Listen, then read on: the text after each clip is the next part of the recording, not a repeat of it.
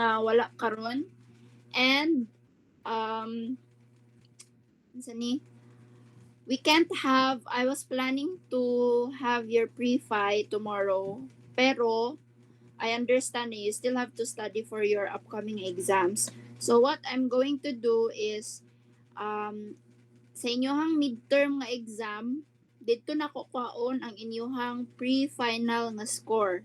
Meaning, there are questions or there are items in your midterm nga ako ang i-consider as your pre-final nga questions.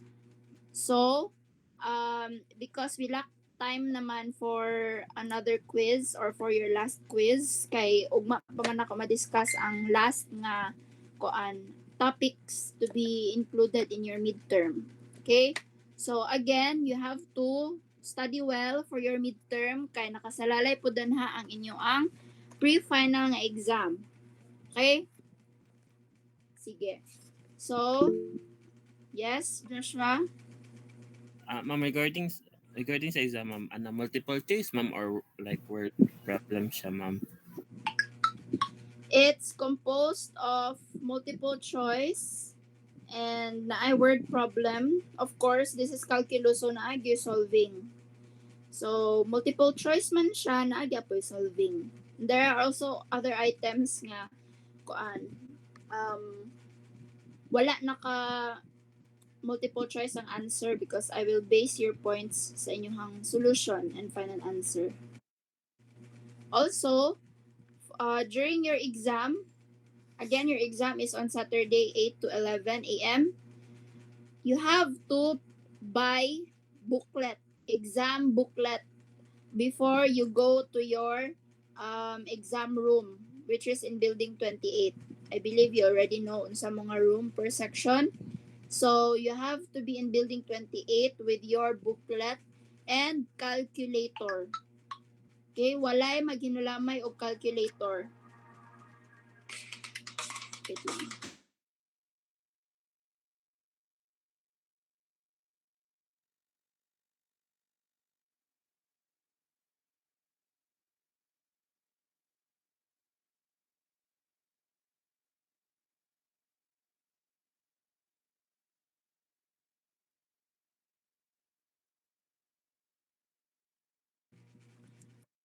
Going back, so again, you have to have your booklet, and then your calculator. Walay maghinulamay og calculator ha pagabot sa exam. Dapat naanay calculator makahulam na.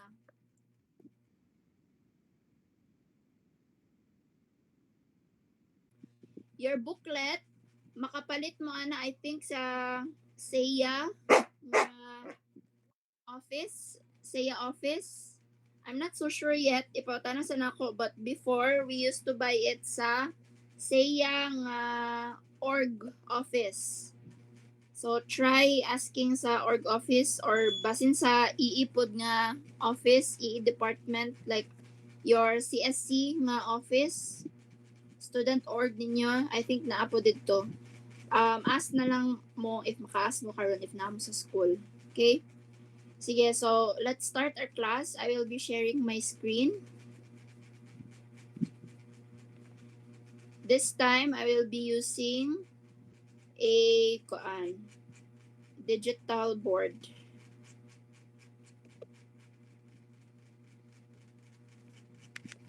Okay, wait lang. Can you see my screen right now? Yes, so Yes po, ma'am. Okay. Sige, so this afternoon, we will be discussing two topics.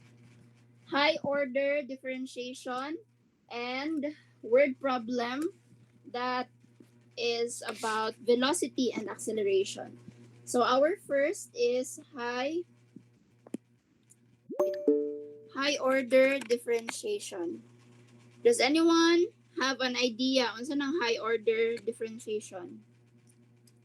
Anyone?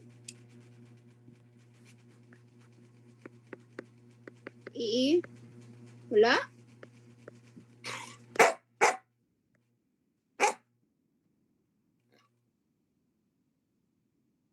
ano, i-derive siya ma'am ikaduha or di ka sure? Unsa? Base ako nabawaan ma'am kay i-derive siya ikaduha ma'am. Yes. High order differentiation is the process of the repeated process of taking derivatives of a derivative. So, let's have examples para makita ninyo.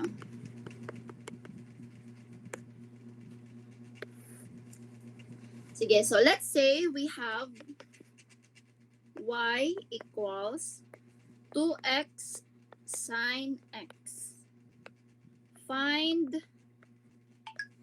d squared, or the second derivative of this equation at x equals pi over 2. Sige. So, we have already discussed how to derive first derivation, di ba? Unsa may first button ani? Anyone?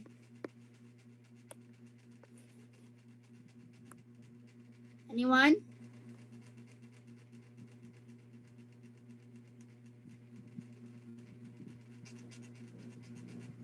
Wala? Walay nakabalo? Walay nakadumdum sa atong discussion before?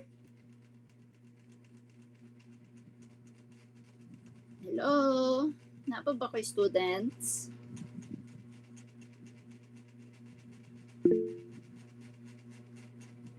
Product rule. Product rule. Unsa pa? Product rule? And what else? What other theorems can we Chain apply? rule, ma'am. Ha? Chain rule. Yes, chain rule. Okay, sige. So, first, before ta maabot sa second nga derivation, we have to first identify the first derivation of this function or equation. Okay. So, let's write dy over dx. So again, di ba, last time derivation or derivative is denoted by d prime of x, y prime, f prime of x, sa paman, like dy over dx. Okay? So, mana siya ang first derivative. So, if mabuti din kay second derivative, so double prime na po na siya. Okay? And then this one is d prime y of x. Sige, let's solve this one first. The first derivative. So, unsa man? Unsa atong u? What is the u here? Diba? Product rule. Unsa man ang u? We have to identify the values of u and v. 2x ma'am. Yes, u ang 2x, v ang sin x. So, unsa ganito ang product rule?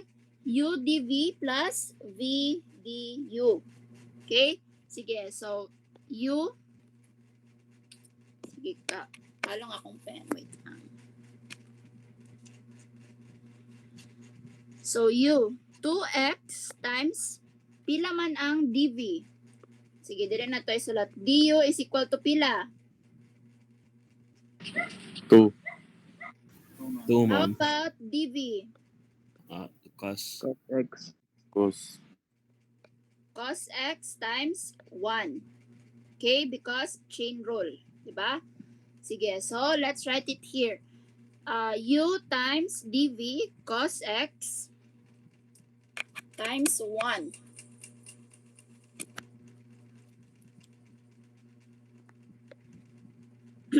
Wait lang.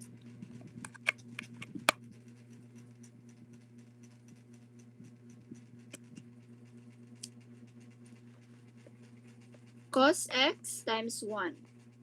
U dv plus v du mana atong first nga derivative. So let's simplify dy over dx is equal to 2x cos x plus 2 sin x. Okay. So, karon, unsa may next? We will derive the second derivative of this equation. Okay? So, let's take note. Butangan na nga to na siya star. So, next, we will compute or we will solve for d prime y dx. So, unsa may ma-apply nga theorem sani? Chain rule o quadrant rule, ma'am. Chain rule, product rule, unsa pa, Mora? Multiple constant rule. Multiple, unsa to? Multiple? Multiple constant. Okay. We can use actually product rule, chain rule, and sum and difference. Okay, so sige, let's start first here. So dire, duha nakabuok ang atoang um, kuan. Duha nakabuok ang atong kuan og U and V. So this is U and then this is V. This is also U and this is V. Okay? So U dV plus V du ra gihapon. So U 2x pila man ang dV. There is a first. Negative U, sin x. yes, negative sine x. U dV, naa na siya times 1, pero that's understandable na, di ba? So, dili na nako isulat ang 1. So, U dV plus V du, mo na siya ang kani. Next na pod, U dV plus V du gihapon, dari na pod nga side. So, U, pila ang dV ni sin x? Cos Sa x, ma'am. taas, cos x. Okay, so U times dV plus, pila man ang Zero, ma'am. du? Yes, 0. Sin x times 0. So, wala na ni siya. So, pila ang nabilin?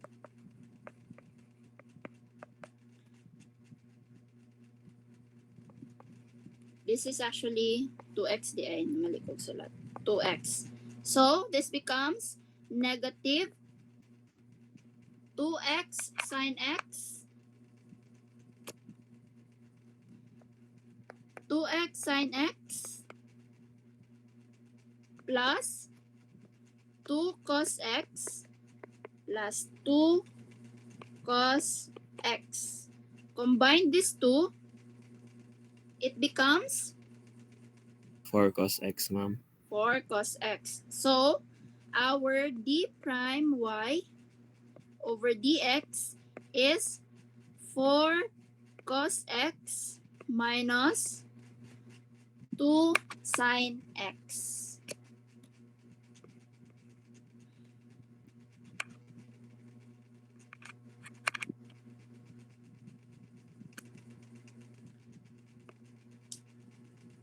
My pen is not working. Wait lang.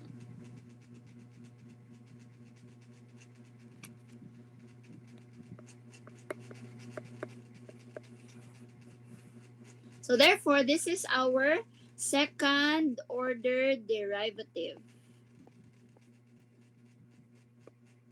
Nakuha? Yes, ma'am. Okay, so that is a simple example of a high order differentiation. So sa sunod, naapod tay mga third order, fourth order, fifth order, so depende. So it is a very long calculation, but in taking board exam na ay mga shortcuts nga ginatudlo sa review centers, and these are called Caltech. So sa Caltech, you can actually solve for high order differentiation sa mga functions without solving like this. Mag-solve ka gamay in ani, pero the rest will be done by the calculator. Okay? Pero karon,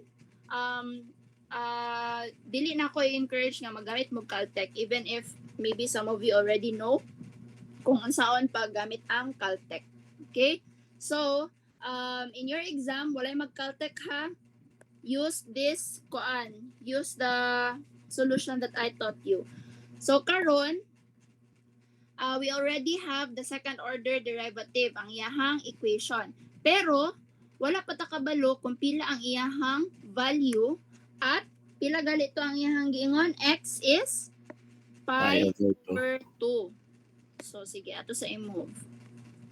So, at x is equal to pi over 2. So, simply, you will substitute this value of x in your equation.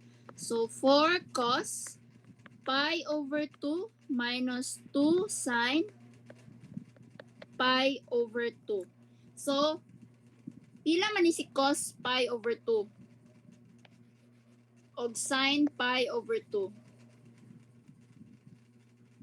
When using your calculator, Negative make 2. sure sa to, Negative 2 ang answer po, ma'am.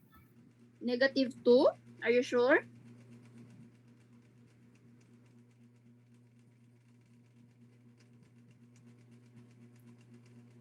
This is 2x man di ay. I'm sorry, nalimtan ng sulat. 2x sine x. So, nani siya? Let me change that. 2 pi over 2 sine pi over 2. So, when you input this sa inyong calculator, make sure that you are in rad nga mode. To do that, if you have your calculator beside you, scientific calculator, you press shift and then kanang mode. Shift and then mode. Sa ibabaw. Makita ninyo? Shift mode and then press number 4. Nakuha? Yes, ma'am. Okay, so shift mode 4 to set your calculator in radical mode. Okay, because this value, for example, pag makabantay gali mo nga ang angle is 1 or less than 1, that means these angles are angles in the unit circle. Kadumdum mo? That's part of your trigonometry. So, kailangan naka-rad mode mo. Kay kung dili ninyo siya i-rad, there are cases nga dili pariha ang mugawas nga result. Okay? So, it's also an identity because pi over 2 is equivalent to 90 degrees. Okay? Ang pi over 2 nga rad is equal to 90 degrees. Okay? So, meaning, kani siya cos 90 o sine 90. Diba? So, pila man ang cos 90? That's 0. Sine 90 is 1. So, simply, kani 0 and then this one is 1. So, 4 times 0 minus kani, pi na lang ni, kaya makancel man ang 2. Pi times 1. Therefore, the second order derivative of the equation is equal to negative pi at x equals pi over 2. Nakuha? Yes, ma'am. Do you have any questions? Isa ra ka student ang ga-answer. How about the others? Wala ni pangutana? Anyone? Okay. So I assume wala na question ha. Let's proceed to the next lesson. So I will only give one example for high order differentiation. There are a lot of examples in your book. Actually, kani akong gihatag na example karon is actually one of the examples sa review nga book nga gigamit na mo for board exam. Okay? So, it's the same naman gud ang rules kay it's basically calculus. Pero for you to practice solving for other high order derivatives or high order differentiation, there are a lot of practice exercises in your book. Okay, so practice solving sa katong PDF nga ako ang gi-send sa inyo ha. Naa dito tanan. Okay? And then ano na siya? Practice solving including word problems. Because, again, nag-include ko og word problem. Pag-abot niyo sa board exam, word problem man gyud ang kasagaran, no? Especially, they will relate calculus to EE nga concepts. So, if dili mo makasabot karon daan sa how calculus is being solved or how calculus works, dili ninyo siya ma-apply pod sa EE nga mga solution. So, especially when it comes to circuit theory, kana dara manggawas gid ang kuan differentiation and integration. Okay, so if no more question, let's proceed to the next lesson. So our next lesson, this is included in your exam. This is anong dili man kasulod,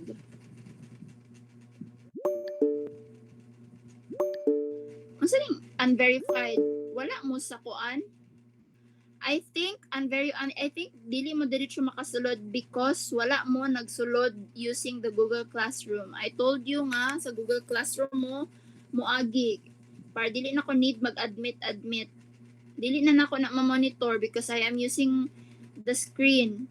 Please tell your classmates nga mosulod dito sa Google Classroom nga link nga akong gihatag katong for all sections, and then didto mosulod sa kuan gi-broadcast na ko nga class para dili na ko need mag-admit kay dili na ko makabantay ana. Okay, next topic will be solving velocity and acceleration.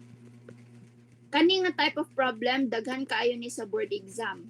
Okay, although maglahi-lahi man ang questions sa board exam, pero naagi mga ga-repeat lang ang mga questions and the same type of problems. Okay, so you have to listen carefully and inyohaning i-remember hangtod sa mag-graduate mo para easy in your life. Dili naman maglisod og recall para sa amuan naglisod mig recall. But anyway,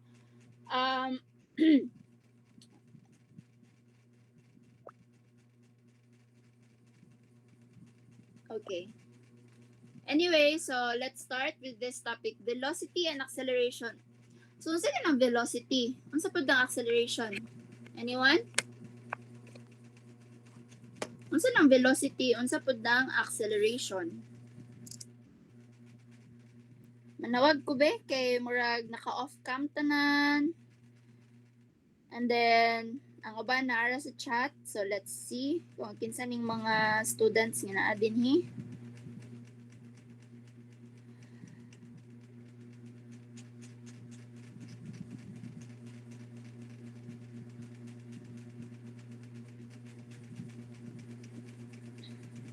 James Selwyn.